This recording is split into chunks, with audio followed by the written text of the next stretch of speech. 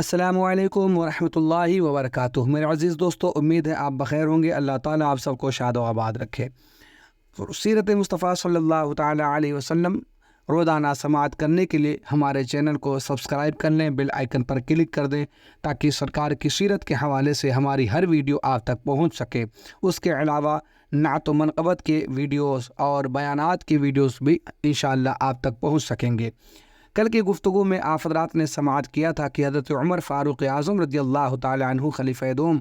سیدنا عمر فاروق اعظم رضی اللہ تعالی عنہ کے اسلام لانے کا سبب کیا بنا اور کس بنیاد پر آپ نے اسلام قبول کیا۔ تو ظاہر سی بات ہے جو نتیجہ نکل کر کے آیا وہ یہ، آپ نے اگر ویڈیو سنا ہوگا تو کمنٹ کر کے ضرور بتائیے گا کہ آخر کس بنیاد پر حضرت عمر فاروق اعظم نے اسلام قبول کیا۔ تو آئیے ہم آپ کو بتاتے چلیں۔ اگر آپ نے کل کی ویڈیو نہیں سماعت کی ہوگی تو انشاءاللہ آپ کو آج کی اس ویڈیو سے ایک اندازہ ہو جائے گا کہ حضرت عمر فاروق اعظم رضی اللہ تعالیٰ عنہ نے کس بنیاد پر اسلام قبول کیا۔ حضرت عمر فاروق اعظم رضی اللہ تعالیٰ عنہ نے قرآن مقدسہ کی آیت مقدسہ کو سن کر کے پڑھ کر کے آپ کے دل پر قرآن کا ایسا گہرا اثر پڑا کہ آپ کے دل کی دنیا بدل گئی اور آپ سرکار کی بارگاہ میں حاضر ہو کر کلمہ طیبہ پڑھتے ہیں اور سرکار کے زلفوں کے اسیر بن جاتے ہیں۔ آئیے انہی اسباب میں سے جو حضرت عمر کے ایمان لانے کے اسباب بیان کیے جاتے ہیں ان میں سے ایک سبب یہ بھی ہے کہ حضرت عمر فاروق اعظم رضی اللہ تعالیٰ عنہ خود بیان فرمایا کرتے تھے کہ میں کفر کی حالت میں تھا،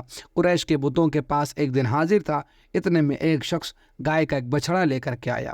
گائے کا بچھڑا لے کر کے آیا اور اس کو بتوں کے نام پر ذبح کیا۔ پھر بڑے زور سے چیخ مار کر کسی نے کہا، یا جلیح امر نجیح رجل فصیح یقول لا الہ الا اللہ۔ یہ آواز سن کر کہتے ہیں کہ جتنے لوگ وہاں موجود تھے سب بھاگ گئے، لیکن میں نے یہ ارادہ کر لیا کہ میں اس آواز دینے والے کی ضرور تحقیق کروں گا اور بغیر تحقیق کے یہاں سے ہرگز نہیں جاؤں گا۔ اس کے بعد کہتے تھوڑی دیر بعد پھر یہی آواز آئی، یا جلیح امر نجیح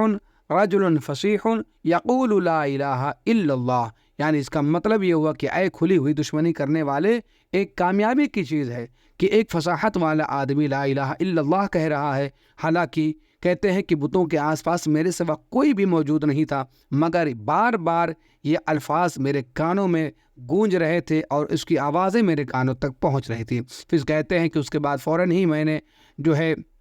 ڈھونڈنے کی کوشش کی، مگر مجھے وہاں کوئی نظر نہیں آیا۔ آواز سنائی دے رہی تھی مگر آواز دینے والا نظر نہیں آ رہا تھا۔ کہتے ہیں پھر اس کے تھوڑے ہی دنوں کے بعد آقا کریم صلی اللہ تعالیٰ علیہ وسلم نے اپنی نبوت و رسالت کا اعلان فرمایا تو حضرت عمر فاروق اعظم رضی اللہ تعالیٰ عنہ اس واقعے سے بے حد متاثر تھے، اور جب سرکار نے اعلان فرمایا تو حضرت عمر فاروق اعظم رضی اللہ تعالیٰ عنہ کے دل میں اس واقعے نے بھی اثر ڈالا، اور کہیں نہ کہیں آپ کے اسلام قبول کرنے میں اس واقعے کا بھی ضرور دخل ہے۔ حضرت عمر فاروق اعظم کو جب کفار مکہ نے بہت زیادہ ستایا تو عاص بن وائل نے اپنی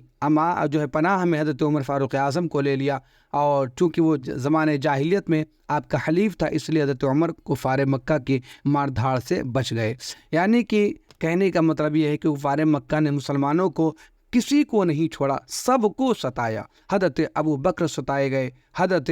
عمر فاروق اعظم ستائے گئے، اور دیگر اصحاب رسول اللہ ہیں، سب کو ستایا کفار مکہ نے، مگر اسلام پھیلتا ہی رہا۔ اسلام کی فطرت میں قدرت نے لچک دی ہے، تم جتنا دباؤ گے اتنا ہی یہ ابھرے گا۔